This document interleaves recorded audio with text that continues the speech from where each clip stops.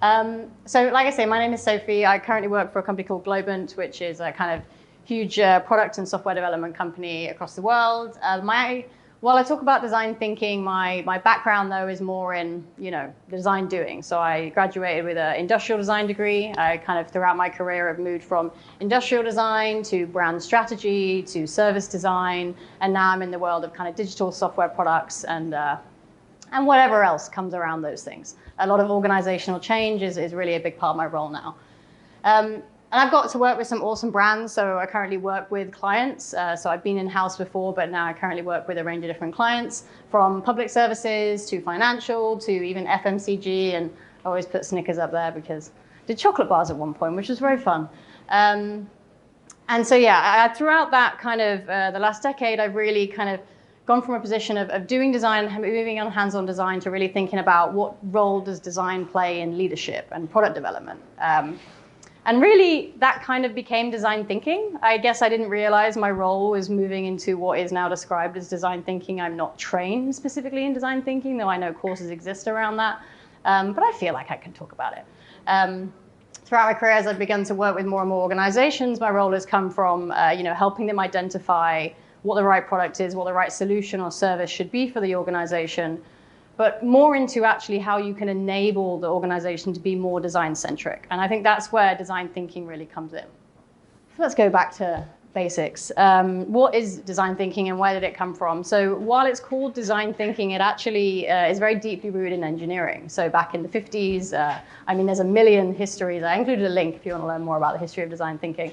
But really, it's talked about being more deeply rooted in engineering, being born out of kind of professors at MIT and Stanford really coming together and creating product and design schools out of the engineering school. An often used anecdote in design thinking courses is the earliest design thinker was Isambard Kingdom Brunel, who maybe you aren't aware of. I'm British, so I will speak about Isambard Kingdom Brunel. Whose vision for transforming the British railway system was to feel like floating across the countryside. So he kind of really represented in that vision, how do you take the best of engineering, the best of technology? How do you understand what we're trying to deliver for the organization, but how do you make the experience something that's recognizable? So a definition of design thinking loosely, a couple of different, if you Google it, you'll find a million different things, but this is often the one we'll come back to, and this is David Kelly, who you may or may not be aware of, who is the founder of IDEO. So IDEO throughout the 90s and obviously into the last 2 decades have really been a big part of popularizing and selling the term of design thinking. So if you do look at anything to do with design thinking, you'll often come back to IDEO, who sell the courses and all that kind of thing. So he says design thinking is a human-centered approach to innovation that draws from the designer's toolkit to integrate the needs of people, the possibilities of technology, and the requirements for business success. So this second part, technology, people, business, as product people, we're comfortable with this, right? Where our role is already to play in between these kind of 3 categories, and we understand this then pretty well.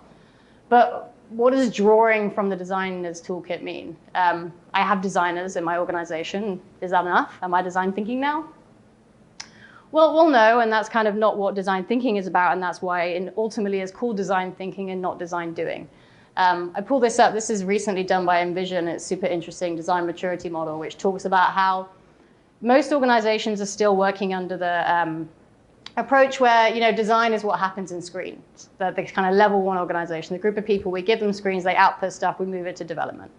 But as the role of design matures throughout an organization, you also get to a point where actually design is standardized. It becomes part of our scalable development process, and this is where things like dual track agile were born and things like that.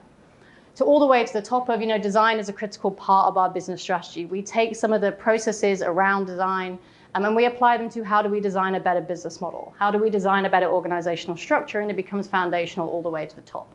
Now, of course, because Envision created this, they'll tell you that, as a result of these level 5 companies, you'll see, 4 times revenue, 5 times cost saving, 6 times time to market, and all those great things that come with it.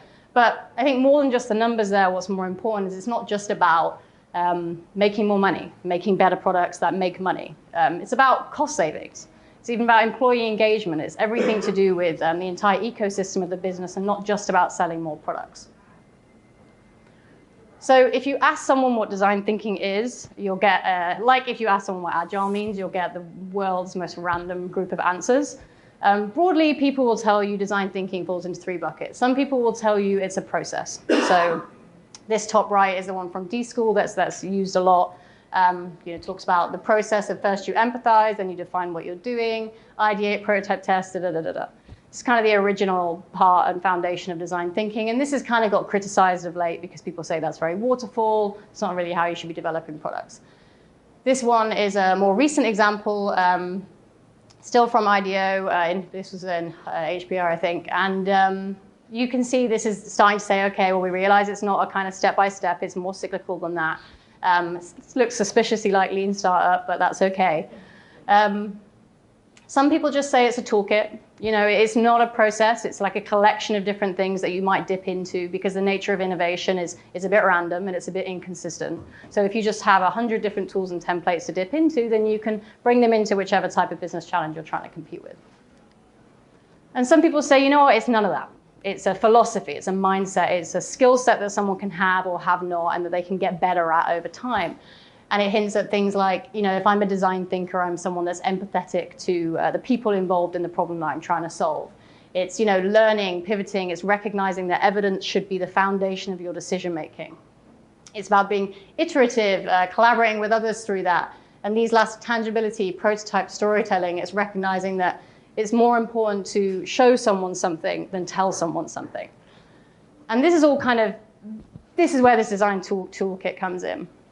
A lot of those things are things that product managers should be doing anyway, and a lot of them are things that if you truly follow Agile, you're going to be doing anyway. So how does...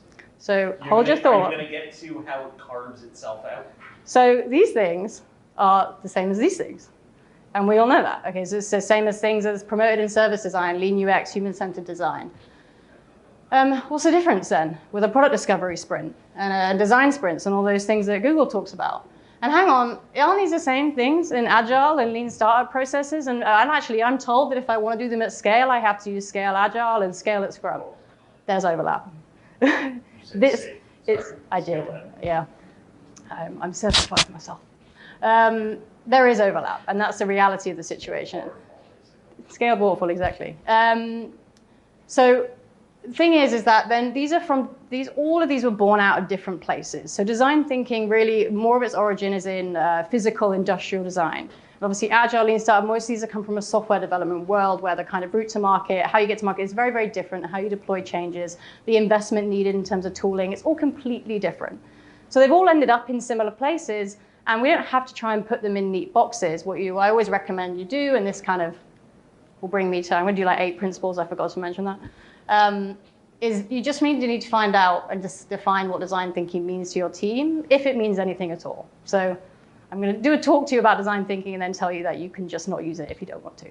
And the thing is, I'm lucky because I don't work for any of these processes. I don't work for any of those examples on the previous slide. So really, as my role and as a consultant to my organizations that I work with, I have to analyze all the different best practices that exist out there and then pick the ones that are most applicable to that situation. So if design thinking makes sense to you in principle, but the words are all wrong, and you want to call it product discovery, fine. If actually you don't think you need design thinking because it's a pretty simple product and you're just kind of moving in a continuous way and you're not planning on doing any disruptive change for a long time, then fine, you don't need it. Maybe you should invest some more of your time in developing some of your agile processes instead. Whatever you do, don't do this. So this is often you've probably seen all these things where everyone tries to mash them together, and it's as if there's some kind of process overlord somewhere that was like, okay, these all fit, yeah. This company, even though it was nothing to do with this one when it started, and they all came from places 50 years ago, 20 years ago, some more recently, they definitely all fit together. They don't. And if you try and mix them together too much, you end up with, and this quote kind of picks it, you end up with a Frankenstein thing that you hope works, but actually it just ends up being a monster, and no one can really get on board with it. So you don't have to take everything. You don't have to take all the processes and tools that are out there. Having said that, now I'm going to talk to you about what I think design thinking is. So having applied it with many organizations and seen lots of different interpretations and lots of different applications to it, I want to talk a little bit about the things that I think work or have found that have worked, especially large organizations.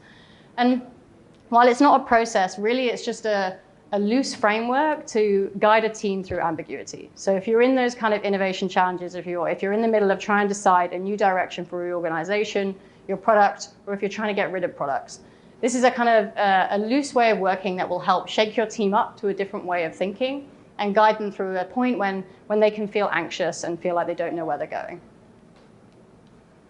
When can it help? And it's all that work in figuring out like why and what we should do. And that doesn't always necessarily mean that we're adding new feature sets. Maybe we need to understand how we remove feature sets from our product range. Maybe we need to understand that actually it's not about adding new feature sets. I need to do more promotion, or I maybe need to make an acquisition, or whatever it is. We often, as product managers, the first thing that happens if there's a problem in the organization is, or lands on our desk, is the need for a new product feature.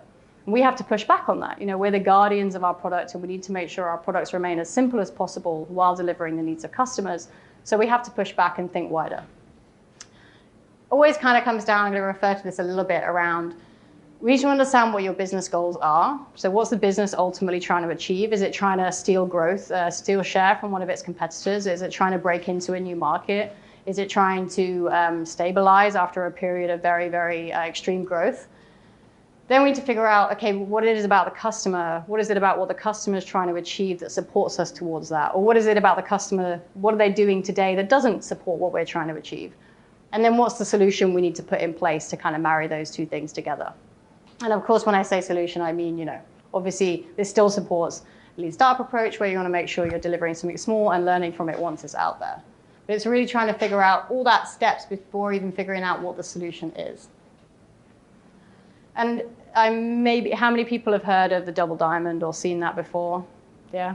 So this is another version often talked about in design thinking. So not that kind of 5-step one and not that kind of circle one. This is a 2-diamond one called the double diamond. So of all the ones, this is the one I've found to be most useful because it's very, very simple. It's a very loose framework and definitely not a strict process, but it's really built on the foundation of a couple of things. So it's all about figuring out why you're trying to do something as a group before you go and do it. What we can often find ourselves getting trapped in is debating around solutions. Actually, half the time when we're debating about a solution, we're not debating the solution, we're debating why we're doing that thing in the first place. So it encourages a team to separate those two things about purpose from the deliverable. You're going through 2 sets of diamonds. So first of all, you're going broad, you're discovering, you're investigating, you're understanding the problem, and then you're coming together to make a decision about what you're going to do with what you've learned. Then you're going to go broad again, you're going to try and design and discover how you're going to solve that solution we agreed was the right one to solve, and then select out of that. And I think it's definitely that kind of what I mentioned earlier about there being a supporting toolkit to help you through all those things. That's still valid. And after this, you can Google design thinking toolkits, and there's a million of them online. So you can have a play with that. And it's a situation that's best applied to those unknown unknowns when the potential solutions are very wide and varied. So I wouldn't say you need to use design thinking for every single one of your sprints before development. That's not necessarily the right way to use it. But if you're at a point maybe where your business has to make a difficult choice, or maybe we're at a point where our MVP didn't even work, and now we need to completely rethink what we thought our strategy was for our products. It's these situations where I don't know what the answer is yet. I know there's a problem, and I need to figure out the root of the problem, and then we need to figure out what we're going to do about it. And this is really where these principles will flourish. You don't have to use them for every single time you design a product feature. And this is where I always encourage teams to start. I genuinely find myself in 80% of my job just asking people why they're doing what they're doing, and they don't really know because they've been asked to. I always encourage people to start with, what's your current state? So maybe let's just assume for a minute that we do understand what the business is trying to achieve. Now, I understand what the business is trying to achieve, and maybe I understand that I understand why customers aren't buying into that idea, or why customers aren't acting in a way or purchasing something in a way that aligns with what I'm trying to achieve, but I don't know how I'm going to solve it yet. So you've got a known problem, unknown solution. Often common in technology is that unknown problem but known solution. So yes, I know what the technology is to fix that. What customer needs that? I don't care. It's cool technology that we're going to use it, right? That's very common. So you maybe think you've got a solution, but yeah, why we're solving it? No, we'll figure that out later. And really it's this bottom row that we're talking about, where maybe we understand the direction the business is trying to go in, but we don't know why customers are or aren't helping us get there yet, and we don't know what solution to help them with. And this is ultimately what it comes down to. Because if you're in the situation that you're in where you've got a problem, major business challenge that you're trying to solve, you can't use the same approach again, because you're going to end up with probably a similar situation. And I always like to extend this quote because it's not just about we can't solve problems using the same kind of thinking. Often as design thinkers, we have to push back and say, actually, sometimes it's not about the same process, it's about the same even kind of people. Because if you apply a new process to the same set of people, even then you might find yourself kind of migrating back to the old ways of working. So when you're starting a process like this, when you're really trying to work in a different way and move towards a new solution, who you bring into that process is as important as the way in which you work. This is where I get a bit cutthroat with my teams. So let's go into that first diamond.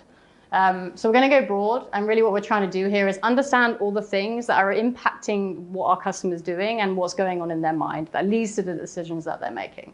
So what's going on? Why are they doing something or not doing something? And then aligning as a group on what the root cause is and coming together for that definition point.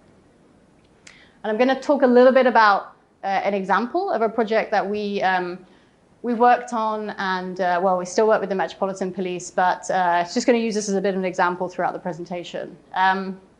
So we all know the police, that's why it's an easy one to pick. This is the London Police.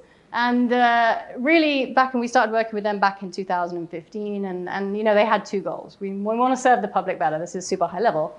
And we want to reduce demand. So, you know, it's 4.5 million calls a year to the Metropolitan Police, and only a quarter of those calls are related to crime. So 3/4 of our pool could be going somewhere else, and they would reduce the amount of pressure we have on the phone lines, and there's got to be better ways of solving this problem. Okay, but we've got so in the UK, 999 is the emergency line, and 101 is a non-emergency line. We already have a non-emergency solution, but like only 1 in 20 people even know about it. What's the problem here? Okay, so let's start to investigate what the problem is. We know that we need to reduce demand. This is getting out of control, and our current solution clearly isn't working. So, as should always be part of the investigation stage, we should analyze data. We should try and understand the data that we've got available, make sense of it, see what it can kind of point us towards. But at the same time, we have to recognize that data alone doesn't necessarily give us why things are happening. So if I take a data set where maybe my most common types of callers are people making noise complaints, they're people that make them frequently, maybe it's the same person on repeat. I always get demographical information, social, that's fine to a certain degree, and maybe location. But if you investigate and you talk to those people about why they're making those calls, this first person says, you know, my neighbors is making noise past 11, and that is a crime. And the police are here to manage these things because that might lead to further crime.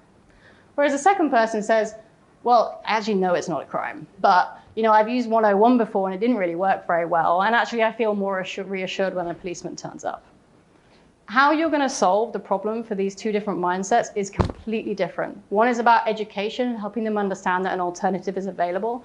And one is fundamentally trying to make up for the fact that they've now had a bad experience that you need to change, and they need to understand and appreciate what the role of the police force is. So we use another tool for your toolkit.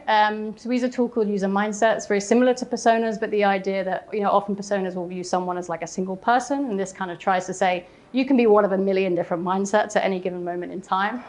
And you have to separate all the things that influence the way someone thinks. So when I think about, okay, why might someone call the police? Well, maybe it's their cultural background. Someone's background and experience with the police in different countries might impact the way they think the police service should exist and what I should do with it. You know, severe crime, more urgent, less severe, less urgent. Of course, the way I react as an individual is going to be wildly different depending on the severity of the crime. My past experience with the police, you know, do I trust them? Do I not? Have I had good experiences using that particular line or that particular avenue to get in contact with them? Knowledge of channels available. I didn't even know 101 existed. I only knew 999 existed. I didn't know there was other solutions. And comfort with technology. So, okay, let's do an online crime service. Well, actually, will that move the bar? How comfortable are people using technology? And then how comfortable are people using technology for police services? All of these things will impact the way someone operates. And what I typically recommend is you think about, and when you do your qualitative research, is try and break these things apart and identify which are the biggest ones that influence someone's decision, and use that as a guidance for the way that you design your product. And of course, there's tons of ways you can do that. We all know one-on-one interviews, we're very comfortable with that. But really, when you're trying to understand why someone's doing something, it's about observation. It's about understanding without necessarily asking them. So ethnographic research, diary studies, in-context interviews, just going with them to the place in which they're doing it. So this has been doing a shop along, which was hilarious. Shopping with people, understanding how they spend money on their credit card and why. This was me in India. We were doing research on these fridges, actually going into the stores and seeing what people are doing with the fridges and asking them why they've done it. You'll get far more useful information, actually understand the context of the decisions that they're making in the moment that they're making them. So now we've gone broad, we've understood our problem a little bit more, and now we need to decide what we're going to do about it. So really we're aligning on why before we go and solve it. And the key thing here is setting that direction before you start running. What we can often find in especially large organizations that actually everyone's going off in different directions. And that's enormously inefficient. It's very easy to align when you're a small team, maybe a small startup of 5 to 10 people in the same room, try and decide what you're going to do about your organization. Alignment happens like that. Well, as soon as you get bigger, the more you scale, the more you need to focus on alignment. And that's why typically design thinking tends to lend itself to larger organizations, because they're the ones who struggle most with reaching this kind of alignment when it scales. This is another simple tool. If you Google problem framing, there'll be tons of tools for problem framing. But this is one that I like to use, which is very, very simple, but it's just about getting a team to agree what you're going to do about all that stuff that you learn. So as a statement, we believe this. Us as a group collectively learned this thing, and now we think this, and this is what we're planning to do about it. It's about understanding where your current state is. So always include a from and to. So when we think about what's our business state today, what's our technology, what's our user state today, what are our problems today? Half the time, people don't even actually agree on how bad the current state is or what even the current state is. And actually, if you uncover that, it can tell you much more about what your future state is and get you all aligned on that future state. Scope. Oh my God, so important. Talk about scope. And even if some things you don't know if they're in scope, keep things in scope, out of scope, and you have this beautiful box in the middle, which is maybe. And as you move through the process, you might move it in scope or out of scope as you learn more, and that is fine. But if you don't write it on the board at all, it's not going anywhere. And this is why, of course, the whole purpose of the design thinking, a lot of these approaches is about, the great thing about fact-based decision-making is they overrule the hierarchy. I've been in so many situations where organizations bring a huge group of incredibly smart, diverse, amazing people together and don't listen to them. If you're in a situation where you're not allowing people to contribute to the same degree and in the right way, why are they even there? You have to set up situations where everybody has an equal voice, and how you create equal voice is through evidence and things like that. And through research, going through those shared experiences where we're all learning together and we all gathered the same insights together, is suddenly we're on the same page and we're of equal opinion, and we can talk about those experiences in the same way. And I always include this. No one said it would be easy. So I love this study. This is done by Forrester for IBM, but what challenges do you face in generating interest for design thinking? Number 2 is teams' resistance to collaborating, because people suck. We all want to work on our own in the corner, really. That's easy. Unfortunately, that's not the way the world works, and we have to work together. And I think collaborating or collaboration is like the word of the decade. Everyone tells you, every business, you need to collaborate. Your problem is you're not collaborating enough. We assume that I can say to you, collaborate, and you'll suddenly collaborate. It's hard. No, there are tools you need, and there are skills you need, and you need to recognize that just because you told the team to start collaborating, it's not going to happen overnight. So I like to include that, because this is the number 1 problem I probably have in almost every customer I've worked with that want to embed design thinking. So now we at least all agree, for now, on what our problem is and what we want to try and do about it. So now we need to make some choices. So you create different options and then make selections within those different options. Identify a range of solutions, select the most effective one. And why there's always little people in the middle is because people are at the center of all of this, right? The people that are using our service and our product are coming through this journey with us in different ways. And this is, so when I studied industrial design, there was industrial design engineering, and we always used to joke that there was kind of 2 types of people in our course. Some people that got joy out of the craft of creating 100 prototypes, and they would proudly put them on their workbench and be like, look at all the prototyping that I did, look at all the options that I created. And there would be other people that would be like, look, I solved it quickly in a week. I already did it. And now I have maybe 2 months to refine it, but I solved it pretty quick, right? There are 2 different ways of working. But if you have a problem, it can feel like human nature to be like, I'm going to identify a solution to that problem as quickly as possible because that means that I win. And then as you work through, okay, well, I need to shave a bit off here. I just need to kind of do this. And then actually now look, it looks like it fits perfectly. And maybe it kind of fits, but it's kind of a little bit sad. And it took a bit of a beating along the way. The purpose of kind of diverging and converging is that you come up with a breadth of different solutions. So you have a higher likelihood of success. It can feel longer in the short term, but in the long term, the success will be greater. And it will save you time ultimately from iterations once you're out in market. And of course, involve customers throughout that process, and you're more likely to find the right solution. And this is, again, another example of a kind of tool, very common tool in design thinking. You'll see is like DFB, DVF kind of analyses, where going back to that first problem we talked about, right? So we're trying to reduce demand on the phone line.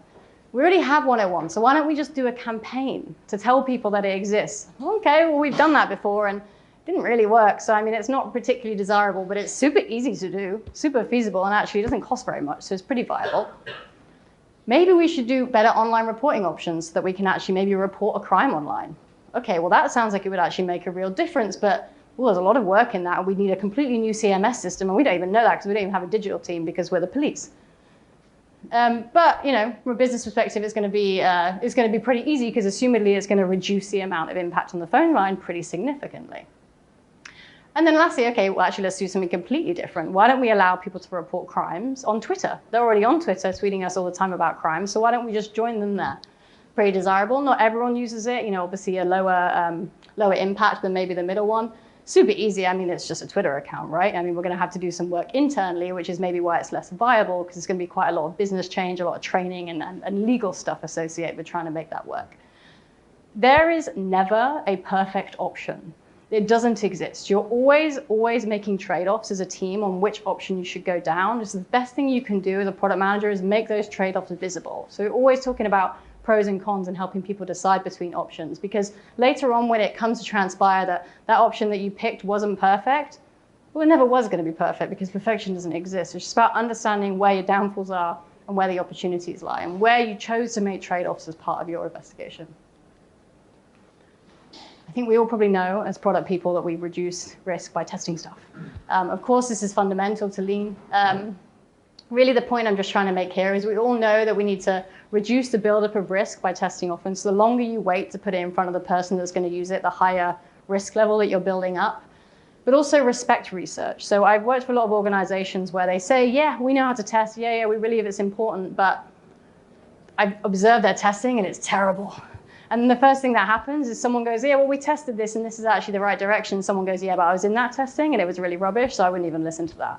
That's the worst type of situation you can have, because now you've actually gone to the effort of doing the research, and it essentially isn't being listened to anyway. So if you're going to do research, do it properly. It's a craft in itself. It's a skill that people can learn and be good and be bad at. And if you want to be a designer, a product person, a marketeer, whatever, get good at research and recognize that we're not all just born researchers. It's a skill you have to learn. And when we talk about reducing risk, it doesn't just come in terms of like how do we build a small product, how do we get the slimmest thing out there. Even the research you choose can be kind of lower cost and lower risk to do. So maybe I just want to test those propositions on a loose piece of paper. Co-creation sessions with my customers, maybe if I just get everybody in a room for half a day, we can knock out a load of problems pretty quickly, and it's pretty low weight. Obviously, we all know you can do various different stimulus at very different levels. And maybe I want to go through online panels or eye tracking. I need to get to accessibility at testing at some point. It's recognizing that it's not just stimulus, which can be lo-fi to hi-fi. The research itself can be lo-fi to hi-fi, and that should be part of your decision making. And I did 8, which was a random number, but I did 8, not 10. Deadlines are good, but they're never perfect. What's that famous quote, which is like, the best solution is like having a plan and not quite enough time to do it, or something like that? I'm not going to remember in quotes. That's so true. So you could investigate forever, and you can design think until the end of time. And that's obviously actually often criticized for that reason. People say, I've got to do this for too long. And there's some kind of, I view it more like a bell curve kind of thing, where if you work too fast, you can risk kind of wasting your time. And while it's good that we're working in a rapid way, working in an agile way, we're getting something out to market and we're learning, there's risk associated with that. And it's not just risk to revenue. We view risk as in, maybe I was in that team and I didn't think we were doing the right thing, and actually it made me feel bad, and you know what, I don't like this company, I'm going to leave. So you're losing people. There can be risk in terms of you release something too quickly, that's the wrong thing to release, and maybe you've damaged your reputation as a large company. So risk comes in many different forms to many different organizations. But also working too slow, again, will increase that risk, because the longer you wait before showing someone, the higher your risk of increase. So it's some kind of bell curve like this. From going to the point of not knowing what that problem is, unknown solution, to, okay, at least now we know what to do next. And everyone always asks how long, and I just can't give an answer, because it completely depends. Do you work for a hardware company or a software company? Do you work for a startup? Do you work for a 70,000 person company? Do you work in a highly regulated industry, or do you work on something that's just B2C and it's not going to have a huge impact? So it really varies on the industry, the size, and the maturity of your organization. This is an example. So I don't think you shouldn't go in with any plan at all. So this is a 6-week example that we do, where even we're mapping out every day, going through that double diamond, what that might look like. We involve some research at some point. We get everybody together at some point. The key thing for this is because a lot of large organizations are bringing that kind of multidiscipline group together. There's a lot of coordination involved in that. So what if you do it wrong, what you find out is that actually the process keeps taking too long. Meetings kept getting canceled. We don't find time to connect, blah, blah, we're not collaborating properly. And then everyone says, well, design thinking doesn't work because this has taken us 2 months and we've not got anywhere. Actually, a lot of it's logistical. So you have to get organized and treat this as a proper project, which actually has a start and an end point. And maybe you haven't reached that final decision by that end point, but at least you've made a significant amount of progress. Everyone involved has to be committed and be involved. And that's kind of a fundamental foundation of whether you want to make this work or not. And so just to round it out, I'll show you a little bit of, if you do some of this, what might be the outcome?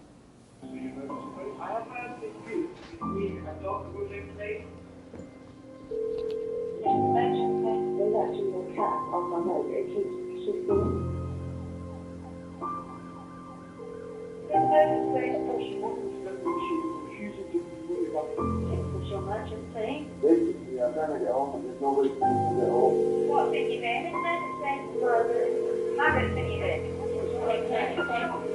It's absolutely not a emergency.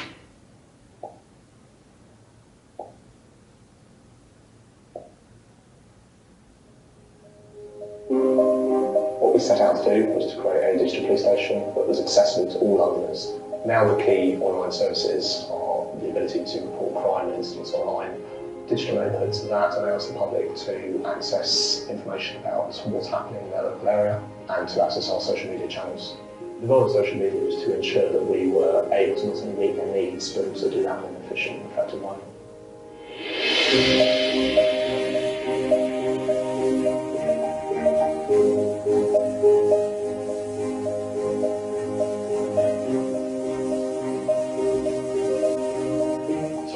Officer, digital transformation for me, we've been able to meet the demands of London, a growing digital city.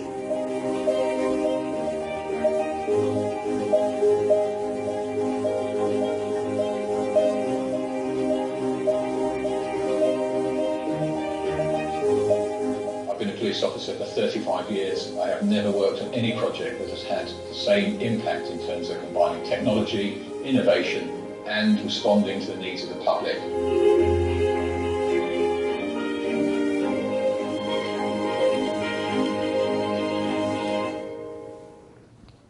So I guess the key point of all of that is actually it goes beyond just the delivering to the public and improving the customer experience. So going back to this study again, number 3 most top-rated benefit of design thinking is increased customer engagement. Now, you'd expect that to be number 1.